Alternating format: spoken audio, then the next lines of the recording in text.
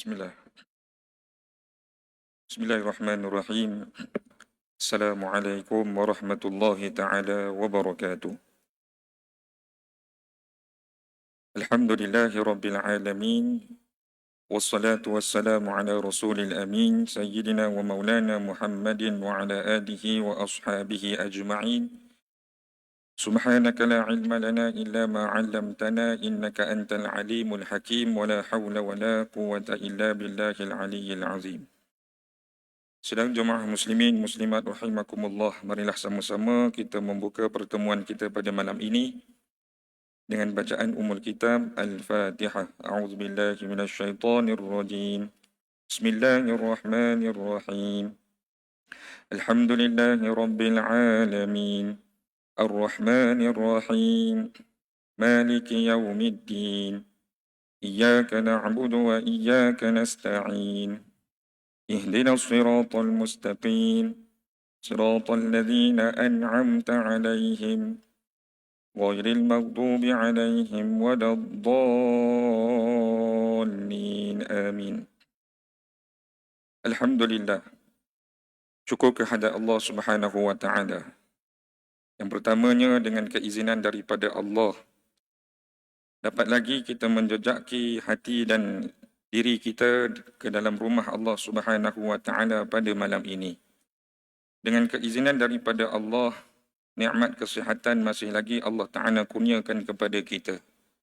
Dengan keizinan daripada Allah Taala juga, Allah Subhanahu wa taala lapangkan masa kita, waktu kita, mudah-mudahan pertemuan kita pada malam ini selari dengan apa yang didoakan oleh baginda Nabi sallallahu alaihi wasallam, yang mana doa ini diajarkan oleh baginda Nabi kepada para sahabat sebelum beri salam pada tahiyat akhir. Maka doalah dengan doa ini yang berbunyi, Allahumma a'inni ala zikrika wa syukrika wa husni ibadatik. Satu doa yang mengajar kepada diri kita supaya setiap waktu kita memohon kepada Allah, Ya Allah, bantulah aku untuk sentiasa mengingati-Mu, Ya Allah. Bantulah aku untuk sentiasa mensyukuri kepada nikmat yang telah Engkau beri kepada aku. Dan bantulah aku, Ya Allah, untuk sama-sama pada hari ini kita dapat memperbaiki, mempercantikkan amal ibadah kita.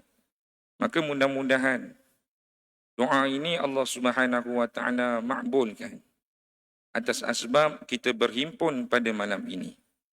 Tuan-tuan sidang jemaah yang dimuliakan oleh Allah. Kata Al-Imam Ibn Qayyim rahimahullahu ta'ala, sesungguhnya sebesar-besar hukuman di atas dunia, inna asyadda uqubati fid dunya. Kata Al-Imam Ibn Qayyim, sesungguhnya sebesar-besar, seberat-berat hukuman di atas dunia, Anna Allah yumsiku lisanaka an zikri. Bila waktu Allah Ta'ala menahan lisanmu daripada menyebut namanya. Kadang-kadang kita memperlihatkan amalan ini satu amalan yang remeh. Bila saat 24 jam yang Allah Ta'ala kurniakan kepada kita, hari ini lisan kita tak sebut nama dia. Hari ini tuan-tuan sekalian, kita tak ada keinginan untuk berzikir kepada dia. Baik kita duduk di dalam rumah ke, baik kita di atas kenderaan ke, baik kita sedang menikmati jamuan ke, semua waktu yang Allah Ta'ala beri pada kita, kita ni tidak ada ingatan untuk menyebut nama dia. Maka kata Al-Imam Ibn Qayyim, kamu sudah terkena satu hukuman yang besar di atas dunia. Ini baru hukuman di atas dunia. Belum lagi menceritakan hukuman di dalam alam barzakh, di dalam alam siratal mustaqim, di dalam alam namanya padang mahsyar dan sebagainya. Ini baru hukuman di dunia. Kita dah nampak orang yang Allah Ta'ala menahan lisannya daripada menyebut nama Allah, Kata Al-Imam Ibn Qayyim, kamu mendapat hukuman yang besar di atas dunia. Maka tuan-tuan dan puan-puan, pada malam ni satu tajuk yang kadang-kadang tuan-tuan dan puan-puan menjadi satu ketakutan buat diri ustaz sendiri. Kita sambung dalam kitab kita ini, ada satu tajuk kita akan kupas pada malam ni, berkaitan tentang dosa dan maksiat. Tuan-tuan sidang Jumaat, dalam petikan nasihat dalam kitab ini menyatakan seorang ulama yang bernama Al-Imam Sufyan Ats-Tsauri yang menyebut satu nasihat buat diri kita ini sebelum kita melangkah ke alam seterusnya. Kata beliau, kullu ma'siyatin an syahwah fa innahu yurja ghufranuha. Ketahuilah bahawa setiap maksiat yang kita lakukan di atas dunia atas dasar syahwat kita, atas dasar keinginan daripada kemahuan syahwat, fa innahu yurja ghufranuha, maka peluang untuk kamu bertaubat, peluang untuk kamu memohon keampunan daripada Allah masih lagi ada. Masih lagi cerah peluang tu. Boleh lagi bertaubat. Akan tetapi kata beliau, wa kullu ma'siyatin an kibrin. Akan tetapi kalau jalan kamu buat maksiat itu atas dasar kesombongan, atas dasar bangga diri, atas dasar takabur bukan sahaja kepada manusia, bahkan takabur kepada Allah, seperti mana yang dilakukan oleh umat-umat yang terdahulu bila mana saat para anbiya nak mendakwahkan tentang Islam, bukan dia mencaci para nabi, tapi dia mencabar Allah. Baik, kalau kamu kata kamu ini betul, kalau kamu kata Allah Ta'ala Tuhan kamu, hari ini tolong turunkan hujan. Dia cabar Allah. Baru-baru ni tuan-tuan sekalian yang kita tahu, ya, konsert orang Korea main datang Malaysia, tuan-tuan sekalian, ada ustaz kata, kena tahan, jangan buat nanti hujan turun. Tiba hujan tak turun. Lancar konsert tu. Dan ada segelintir daripada peminat ataupun penonton konsert tersebut, dia tulis dekat Facebook, mana ustaz yang kata hari ni hujan turun? Tak ada. Kami bergembira seperti mana orang-orang lain gembira. Masya Allah. Orang ni dah duduk pada saat dia buat maksiat atas dasar takabur, atas dasar sombong.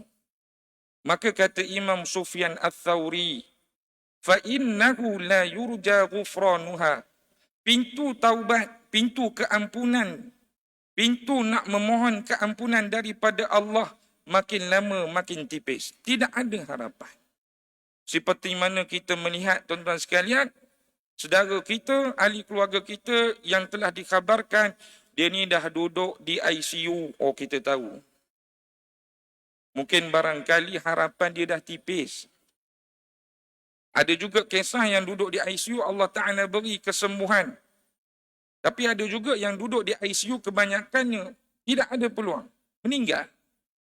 Seperti itulah tuan-tuan sekalian, orang yang melakukan dosa atas dasar, atas asbab dia ni takabur pada Allah.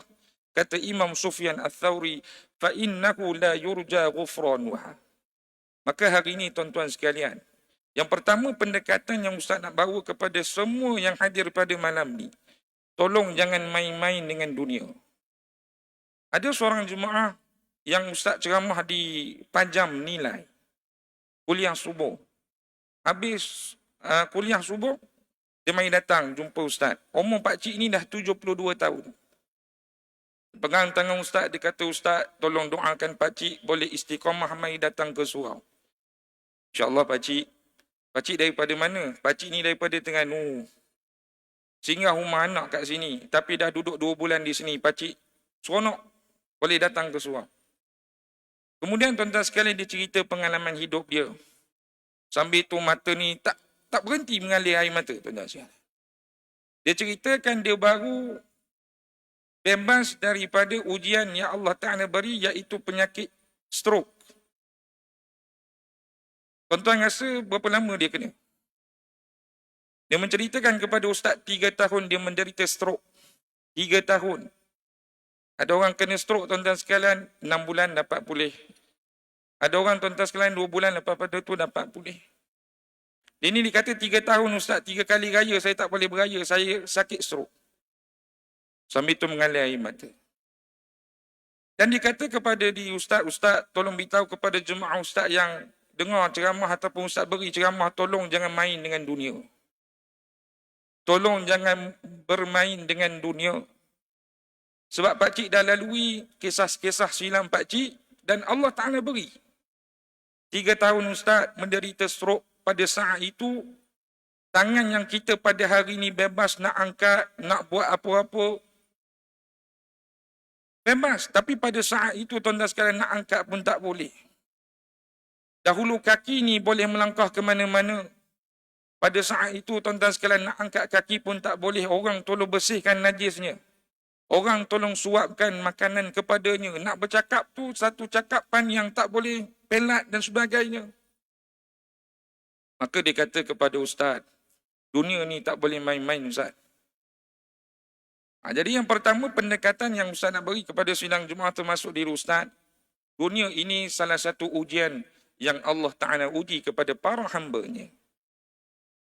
Alangkah ruginya bila mana saat kita menyedarkan diri kita bahawasanya dunia ini untuk kami berhibur, untuk kami berseronok, untuk kami makan sepuas-puasnya, untuk kami mengambil keuntungan dengan sebanyak-banyak rugi, tuan-tuan sekalian. Kerana Allah Ta'ala menyebut di dalam ayat Al-Quran, yang mana Allah Ta'ala menyebut, tuan-tuan sekalian, Allah Ta'ala jadikan perhiasan di atas dunia ini untuk menguji hamba-Nya. Inna ja'alna ma'alal ardi zinatan laha linabluwakum ayyuhum ahsanu amala. Dan kami jadikan perhiasan di atas dunia ni untuk kami menguji siapa di antara umat hamba-hamba kami yang boleh beramal dengan amalan yang soleh. Kerana kita sudah melepasi sebelum ini 2 alam. Satu dinamakan sebagai alam roh. Kita dah melepasi dan kita tak ingat, tuan-tuan sekalian, berlaku apa pada saat tersebut. Tapi ada di dalam ayat Al-Quran yang Allah Ta'ala menyatakan bahawasanya kita telah berjanji bersumpah depan Allah Subhanahu Wa Ta'ala. Alastu bi rabbikum qalu bala syahidna. Roh-roh yang ditanyakan kepada mereka, adakah aku ini Tuhannya, kata Allah Ta'ala, dan roh-roh orang Islam ni semua menyaksikan, ya benar ya Allah, kami menyaksikan engkaulah Tuhan kami. Maka Allah Ta'ala letakkan kita di atas dunia untuk menguji sejauh mana penyaksian kita di dalam alam roh tersebut. Ada orang, tuan-tuan sekalian, duduk di atas dunia, dia dah lupa sumpah-sumpah ataupun janji-janji yang pernah dia ikrar depan Allah. Maka berlakulah dalam topik ini orang yang buat maksiat dikarenakan atas dasar syahwat, orang yang buat maksiat dikarenakan di atas jalan takabur dan sombong kepada Allah. Jadi di antara solusinya, tuan-tuan sekalian, yang pertama, kita kena faham apa makna dosa dan maksiat. Supaya kita tidak selesa dengan perbuatan yang kita lakukan. Ada orang dia tak kenal dosa. Tapi pada hakikatnya itulah dosa. Yang pertama kata Nabi SAW dalam satu hadis yang sahih, kata Nabi, wal ithmu ma haka fi sadrik. Setiap dosa yang kamu lakukan akan Allah Ta'ala tinggalkan perasaan di dalam hati kamu, satu perasaan yang tidak tenang. Jadi tuan-tuan sekalian, kita pernah buat dosa. Kita pernah buat dosa, kita pernah buat silap. Cuba lihat tak kala kita duduk di dalam zaman yang Allah Ta'ala uji kita dengan dosa. Kadang bergaduh dengan isteri tak habis-habis. Kadang nampak anak rasa serabut. Kadang Allah Ta'ala beri satu persatu ujian. Sakit tak habis-habis. Aksiden tak habis-habis. Kena khianat dengan orang tak habis-habis. Ini di antara perkara-perkara yang kita boleh tahu tanda mungkin barangkali sebelum ni aku melakukan dosa dan aku tidak bertaubat kepadanya. Ketenangan di dalam hati itu tidak ada. Dan yang kedua kata Nabi SAW, wa kurihat an yutalli'a alaihin nas. Orang yang buat dosa ni, perbuatan dia tu, dia tak nak orang tahu. Dia benci kalau orang tahu. Maka tuan-tuan sekalian, benarlah kalau orang buat dosa ni, dia akan buat secara sembunyi dan dia akan tutup dengan setutup-tutupnya. Mudah-mudahan orang tak tahu apa yang dia buat. Tapi dia lupa. Allah Ta'ala berfirman dalam sepotong ayat, Alam ta'lam bi anna Allah yara. Adakah dia ni tak tahu bahawasanya Allah Ta'ala maha melihat? Kadang kes besar tuan-tuan sekalian, mesti kantoi punya. Kadang kita pelik macam mana orang ni dah tutup lubangnya, tapi Allah Ta'ala bongkarkan rahsia dia. Sebab dia buat salah. Sebab dia buat jahat.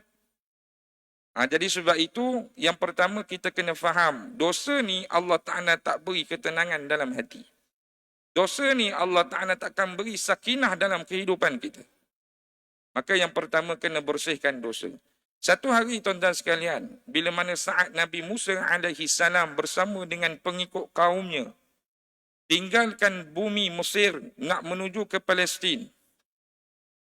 Yang mana Allah Ta'ala uji dalam perjalanan itu satu ujian yang sangat berat.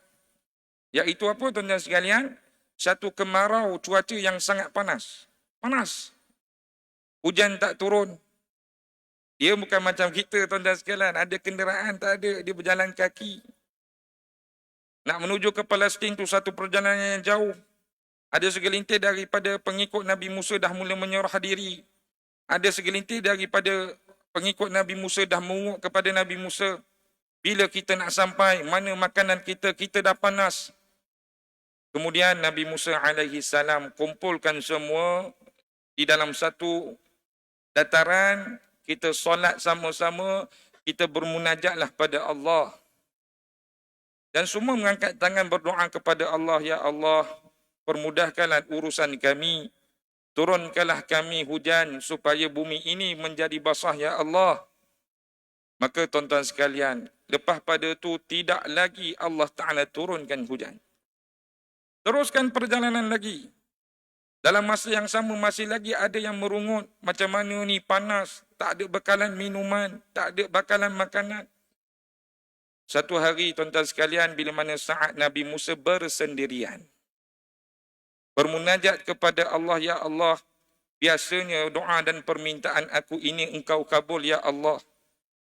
Kenapa pada hari ini, pada saat ini doa aku tidak dikabulkan olehmu? Dan Nabi Musa ini ada keistimewaan boleh bercakap dengan Allah Ta'ala secara direct. Wa kallamallahu Musa taklima.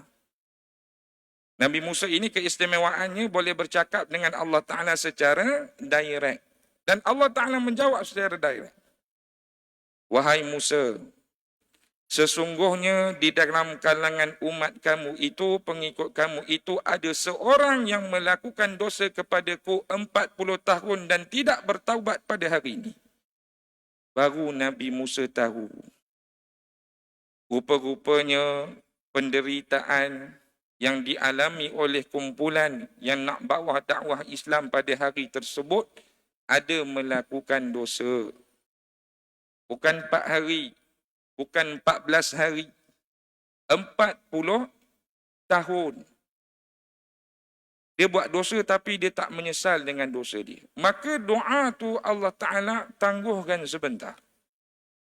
Jadi kumpulkan balik kaum-kaum pengikut Nabi Musa dan Nabi Musa bercakap, Wallahi dengan nama Allah aku bersumpah. Ada di kalangan kita pada hari ini yang melakukan dosa kepada Allah selama 40 tahun dan tidak bertaubat. Aku diarahkan oleh Allah Ta'ala untuk mengusir kamu keluar daripada golongan kami. Jadi orang yang buat dosa tu tuan-tuan sekalian diceritakan dalam kisah tersebut, malu nak keluar, malu nak mengaku. Macam kita lah tuan-tuan sekalian. Kalau kita buat salah ni, kita malu nak mengaku. Kita jadi ayah, kita tahu. Siapa pecahkan ni pinggan mangkuk mak ni contoh. Kita nampak 3 orang anak kita main. Tak adanya mengaku tuan-tuan sekalian, semua takut. Jadi dalam tak mengaku tersebut, hamba Allah Ta'ala tersebut mula di dalam hati berdoa tak putus. Ya Allah, ampunkanlah dosa aku. Ya Allah, terimalah taubat aku. Ya Allah, terimalah segala uh, taubat dan kesalahan aku ini, Ya Allah. Ampunkanlah dosaku, Ya Allah. Jadi selepas beberapa ketika, hujan mula turun. Dan Nabi Musa bercakap lagi dengan Allah Subhanahu Wa Taala. Nabi Musa nak tahu siapa sebenarnya yang buat dosa ni. Maka Allah Ta'ala menyebut, wahai Musa, tak kala 40 tahun dia melakukan dosa kepadaku, aku simpan aibnya. Aku simpan kesalahannya. Dan takkanlah pada saat ini dia kembali pada aku nak buka siapakah dia. Tidak akan aku buka siapakah dia. Maka tuan-tuan sekalian, dalam cerita ini banyak mengajarkan kepada kita beberapa erti kebaikan. Yang pertama, kalau kita masih lagi nak menegakkan dosa di atas dunia, kita kena tahu doa kita Allah Ta'ala akan tangguhkan. Sebab itu hari ini kehidupan orang yang buat dosa dia huru-hara. Dia tak nampak jalan yang benar. Walaupun muazzin hari-hari melaungkan azan tanpa gagal. Allahu Akbar, Allahu Akbar. Sampailah pada lafaz yang terakhir. Sebut lagi nama Allah. La ilaha illallah. Hati ni tak ada rasa takut. Telinga ni dia tidak ada rasa dengar seruan itu, satu seruan yang panggil nama dia untuk kenal Allah. Sebab itu hari ini tuan-tuan sekalian kita kena faham, institusi masjid ini bukan sekadar kita nak menjalankan program. Bukan sekadar kita nak menikahkan anak. Bukan sekadar kita nak buat satu-satu majlis kerakyatan. Tapi masjid ini satu pembuktian yang kita nak menzahirkan rasa takut kepada ni. Allah Ta'ala sebut dalam surah At-Taubah, orang yang memakmurkan masjid ini dia akan dapat beberapa keistimewaan. Yang pertama, man amana billah. Keimanan dia pada Allah Ta'ala itu makin lama makin tinggi. Dia dah mula rasa takut, aku ni napah ni dah nak mati.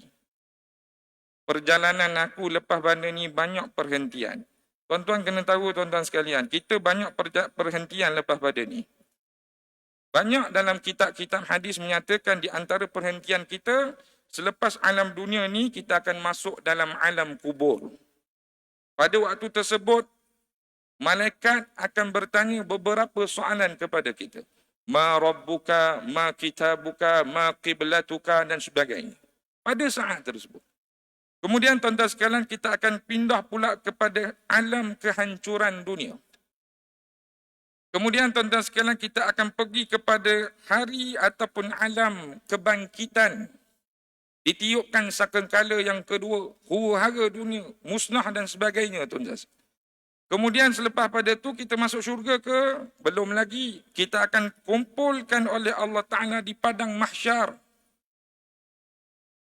Semua makhluk Allah Ta'ala akan himpunkan pada saat ketika itu. Dalam hadis menyatakan ada yang menunggu saatnya pada ketika itu sampaikan peluhnya telah menutup ruangan hidung dan mulutnya. Betapa lamanya tuan-tuan sekalian. Peluh sampai tutup mulut dan hidung dia.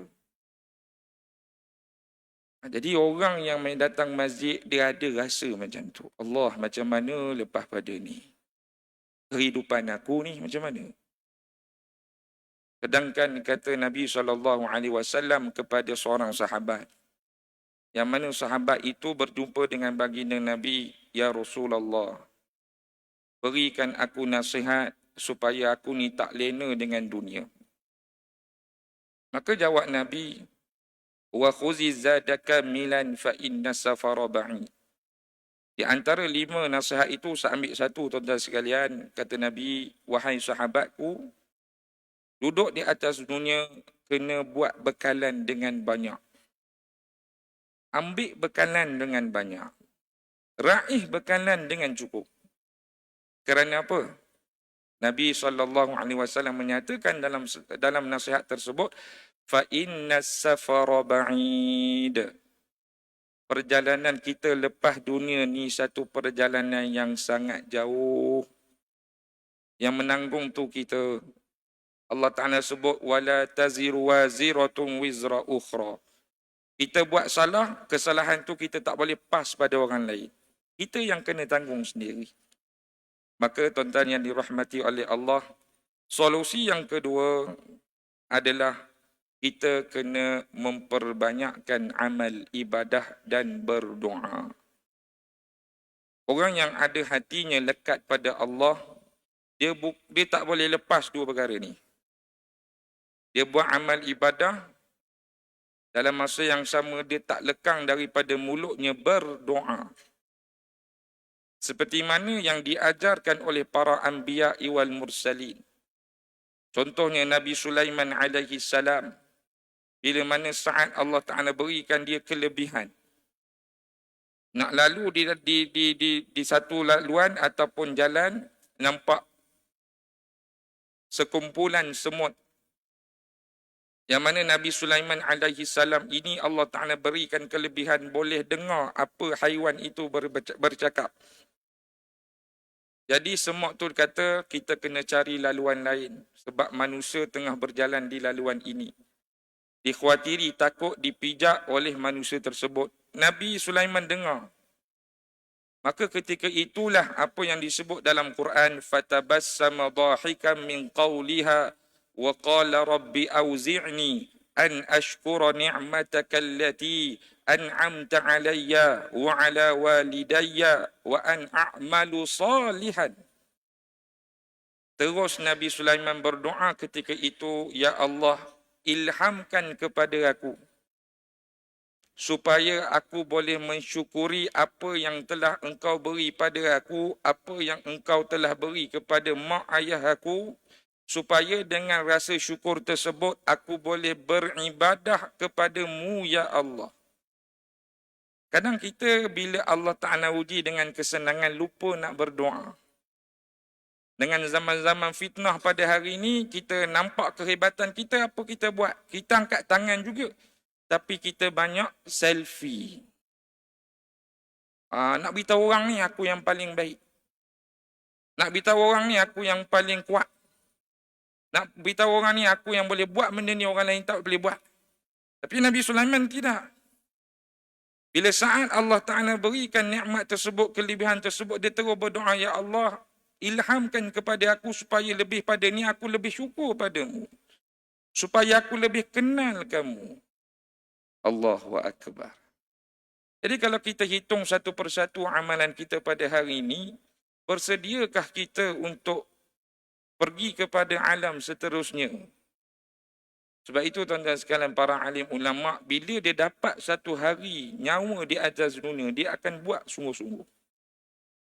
Kalau contoh hari ini kita hidup, esok kita bangun, kita hidup lagi. Para alim ulama esok dia tidak akan abaikan dengan perkara yang tidak bermanfaat. Sebab dia berpegang dengan satu prinsip, bila mana saat Allah Ta'ala lanjutkan usia dia, sebagai tanda Allah Ta'ala buka peluang untuk jadi baik.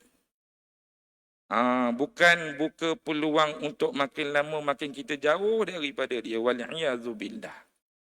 Jadi solusi yang kedua, tuan-tuan sekalian, banyakkan buat amal soleh dan banyakkan berdoa kepada dia. Kita tahu, tuan-tuan sekalian, kita tahu satu cerita yang masyhur. Al-Imam Ahmad ibn Hanbal, bila mana mengembara berjumpa dengan seorang pakcik tua ni yang buat roti, ya. Tapi Imam Ahmad ibn Hanbal ni tertarik dengan pakcik tua ni sebab mulut dia ni sedang membaca satu zikir. Terkumat kamit sedang membaca satu zikir. Jadi Imam Ahmad ibn Hanbal ni dekat dengan pakcik tersebut. Apa yang sedang engkau baca, wahai saudaraku? Maka pakcik tadi pun mencerita, aku sedang beristighfar kepada Allah. Kenapa kamu beristighfar kepada Allah setiap waktu? Sedangkan orang pakcik tua ni tak tahu yang bertanya ni Imam Ahmad ibn Hanbal. Kerana dalam kehidupan aku beristighfar kepada Allah, setiap permohonan aku semua Allah Ta'ala makbulkan. Dia kata gitu. Kecuali satu permohonan sahaja pada hari ini, Allah Ta'ala masih lagi tak perkenankan doa dan hajat aku. Jadi Muhammad ni bertanya, apa permohonan yang Allah Ta'ala tak beri lagi kepada kamu? Dia sebut, aku teringin untuk bertemu dengan Imam Ahmad Ibni Hanbal. Oh, rupa-rupanya tuan-tuan sekalian, Allah Ta'ala makbulkan doa dia. Yang mana Imam Ahmad Ibni Hanbal beritahu, akulah Imam Ahmad Ibni Hanbal. Jadi makna tuan-tuan sekalian, dalam kehidupan manusia ni, kalau kita selalu memperbanyakkan amal soleh, ini tidak sesekali merugikan kita. Bahkan dia memberikan kepada kita banyak kelebihan. Kadang-kadang kita tak nampak kelebihan tersebut, tapi yakin. Allah Ta'ala sebut dalam Quran, فَمَنْ يَعْمَلْ مِثْقَالَ ذَرَّةٍ خَيْرًا يَرَهُ. Kita buatlah kebaikan walaupun sebesar zarah, Allah Ta'ala akan hitung dengan ganjaran kebaikan. Yang ketiga, tuan-tuan yang dimuliakan oleh Allah, kita mendengar tentang maksiat.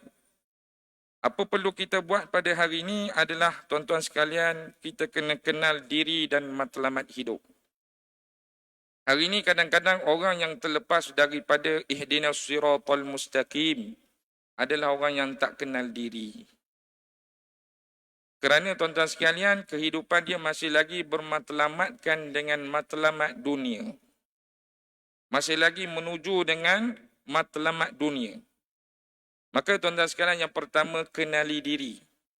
Macam mana nak kenali diri? Yang pertama, tuan-tuan kena selalu merasakan bahawasanya kita ini seorang hamba yang tidak ada apa-apa kekuatan, yang tidak ada apa-apa keistimewaan, yang mana semuanya datang dengan izin Allah. Satu hari nanti, apa yang kita ada di atas dunia ni semua kita akan lepas. Tuan-tuan pun pernah menyaksi saudara-saudara kita, ahli jemaah kita, jiran-jiran kita yang telah meninggal dunia. Yang terpaksa tinggalkan pangkat, yang terpaksa tinggalkan harta, yang terpaksa tinggalkan anak. Semua akan tinggal. Tapi bila mana saat hari ini kita mengaku atau kita menyadari kita ni seorang hamba, maka kita tahu apa yang kita kena buat pada hari ini. Sebab itu tuan-tuan dan puan-puan, Ustaz nak baca satu firman Allah. Allah Ta'ala menyebut di dalam surah Al-Hadid. I'lamu annamal hayatud dunya la'ibun wa lahwun. Wa tafakhurun bainakum wa takatsurun fil amwali wal aulad. Ketahuilah wahai hamba-Ku, sesungguhnya kehidupan dunia ini permainan dan penipuan semata-mata bagi orang yang lalai. Bagi orang yang bertakwa, dia tak akan ada rasa macam tu. Tapi kalau orang yang lalai, dia akan rasa, tuan-tuan sekalian. Permainan dan tipu daya. Wazinatun wa tafakhurun bainakum. Yang mana kehidupan dunia ni penuh dengan perhiasan dan penuh dengan hamba-hamba yang bermegah-megahan. Masing-masing bermegah dengan keturunan, dengan kekuasaan, dengan harta benda dan sebagainya. Masing-masing. Wa takatsurum fil amwali wal aulad. Dan ada juga di antara manusia ni, dia tak tahu matlamat hidup dunia ni, maka dia akan jadi golongan yang nak berlumba-lumba dalam mengumpulkan harta dan anak pinak. Dia tak boleh nampak orang lebih, dia nak rasa lebih. Dia tak boleh nampak orang senang, dia dengki dan sebagainya. Ini di antara permainan dunia. Maka Allah Ta'ala berikan satu perumpamaan. Kamathali ghaisin a'jabal kuffara nabatuhu. Seperti mana tumbuh-tumbuhan yang kami hidupkan. Ada satu masa tumbuh-tumbuhan itu akan hidup dengan subur. Tanaman itu satu tanaman yang sangat subur. Dan ada satu ketika tanaman subur itu mula menjadi warna kuning-kuningan. Kita nampak dah ni. Tanda kuning itu sebagai tanda pokok tu dah nak mati. Dan kami hancurkan pokok tersebut seperti mana itulah kehidupan manusia. Satu hari nanti kita akan mati. Jadi tuan-tuan dan puan-puan, kita berhenti sebentar beri laluan kepada azan.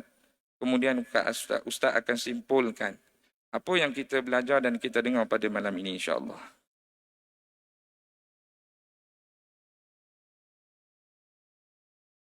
Allahu Akbar, Allahu Akbar. Allahu Akbar, Allahu Akbar. Asyhadu an la ilaha illallah.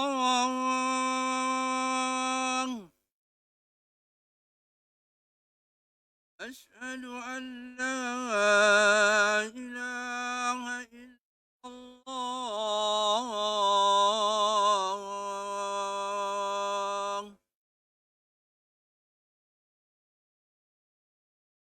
أشهد أن محمدا رسول الله.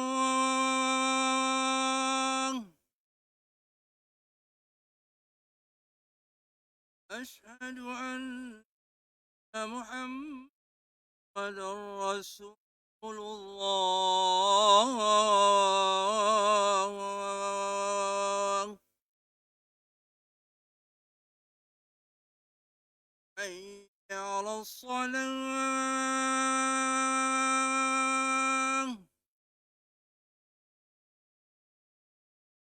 حي على الصلاة.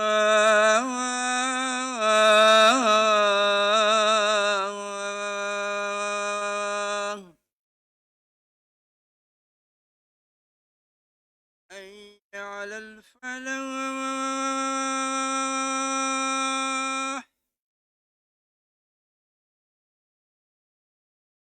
حي على الفلاح.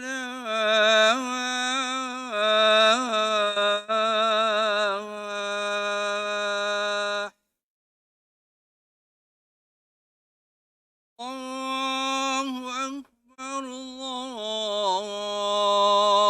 أكبر. لا إله إلا الله.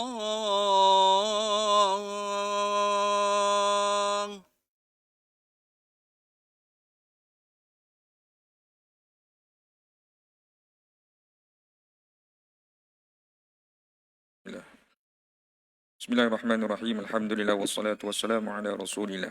Baik tuan-tuan sekalian, kita sambung sebentar ya.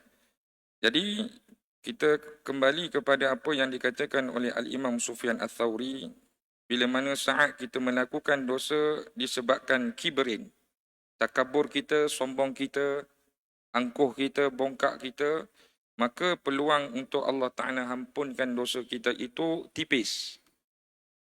Jadi tuan-tuan dan puan-puan, di antara solusi untuk supaya kita ini tidak takabur, tidak sombong, maka tuan-tuan sekalian, tolong jangan ikut jejak langkah syaitan.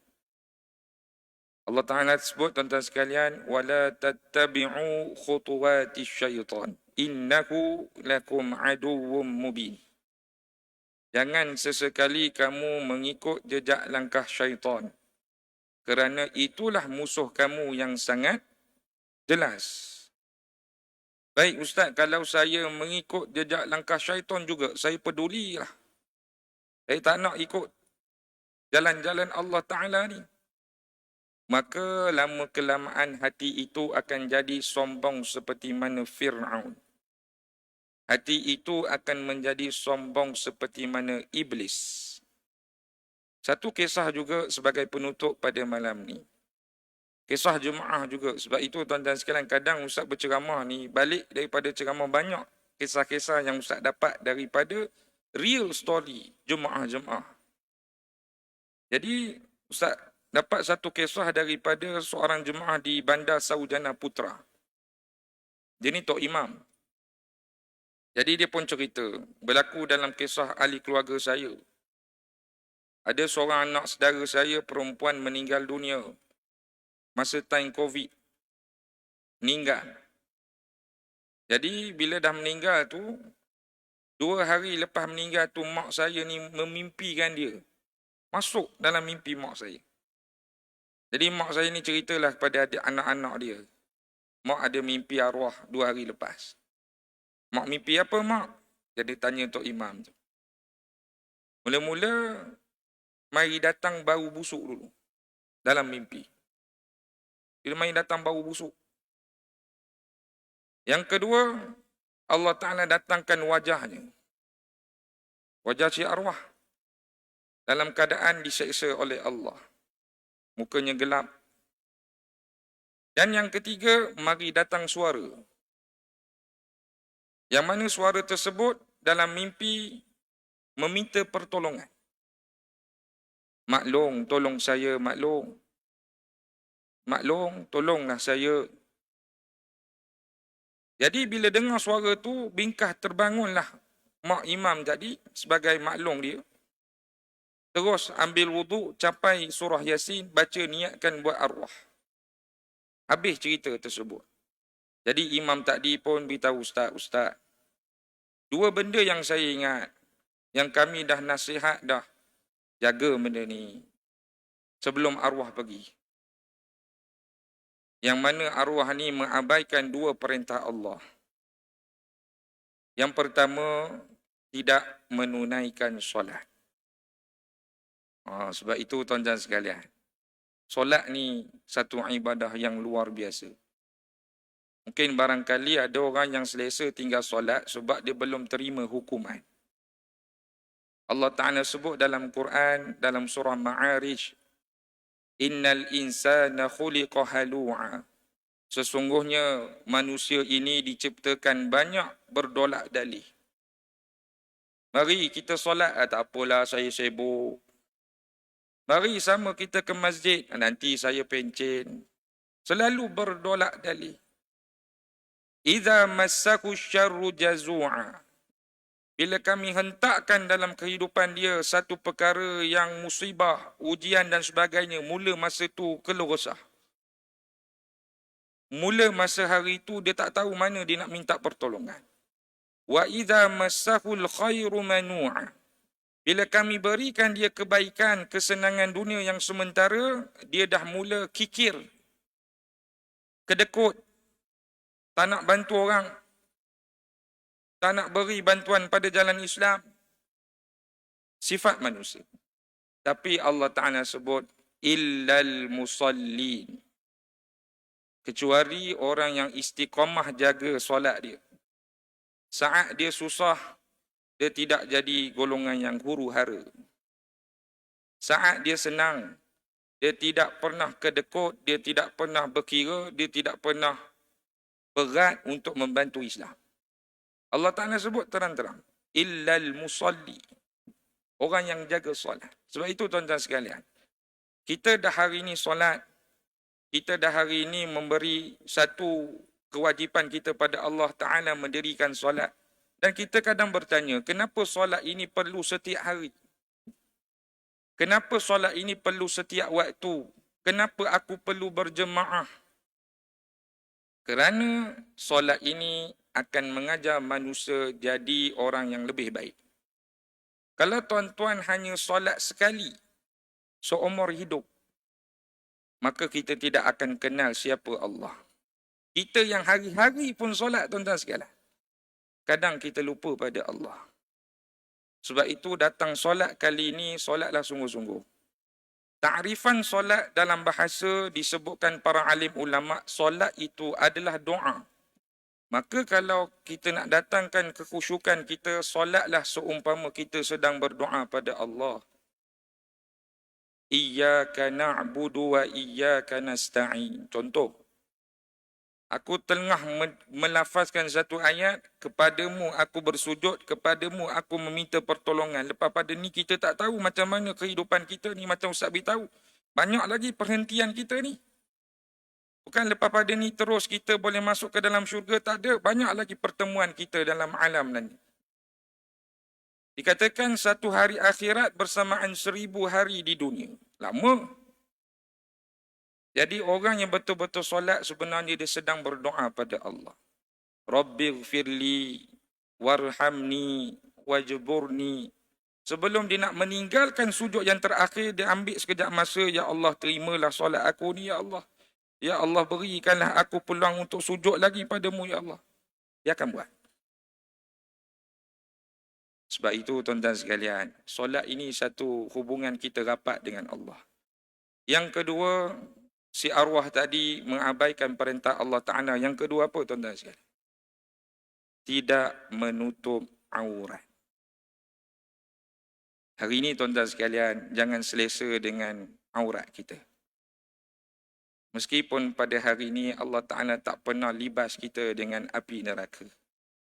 Tapi tahulah, Allah Ta'ala cerita dalam Quran, siksaan api neraka itu Allah Ta'ala gambarkan seperti mana apa? La yamutu fiha wa la yahya. Siksaan api neraka itu seumpama tuan-tuan sekalian, kita tidak akan mati dalam neraka. Dan kita tidak akan hidup di dalam neraka. Maknanya apa tuan-tuan sekalian? Setiap waktu, setiap detik kita diseksa sahaja. Wal'iyadzubillah.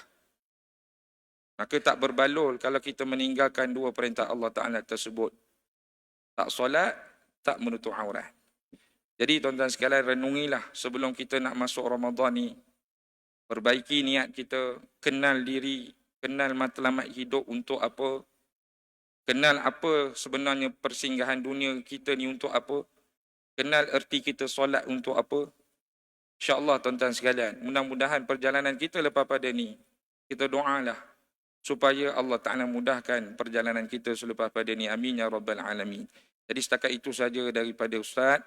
Mudah-mudahan perkongsian ini memberi kepada kita 1000 manfaat dan kebaikan.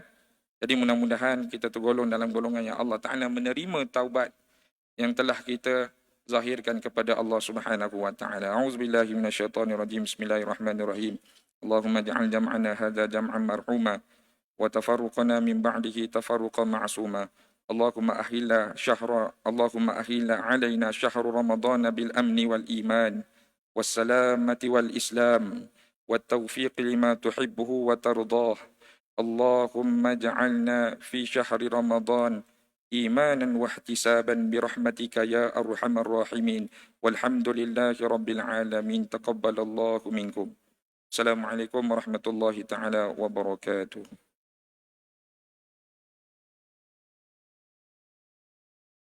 صاف. الله أكبر الله أكبر. أشهد أن لا إله